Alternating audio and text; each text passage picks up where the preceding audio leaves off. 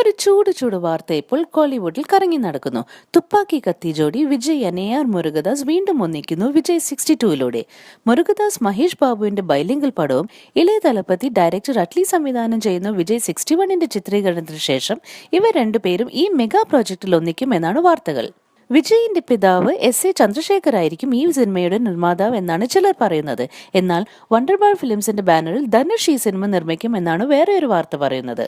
ഈ വാർത്തകളെല്ലാം അടിസ്ഥാനരഹിതമാണെങ്കിലും നമ്മൾക്ക് 2017 അവസാനം വരെ കാത്തിരിക്കാം ഇതിന്റെ ഒഫീഷ്യൽ അനൗൺസ്മെന്റിനായി. ഇത് നടക്കുമെന്ന് തന്നെ നമ്മൾക്ക് പ്രതീക്ഷിക്കാം. എന്നാൽ ഇപ്പോൾ നമ്മൾക്ക് കാത്തിരിക്കാം ജാനുവരി 12 റിലീസാവാൻ പോകുന്ന വിജയിന്റെ ഭൈരവയ്ക്കായി. ഇനി 5 ദിവസം മാത്രം.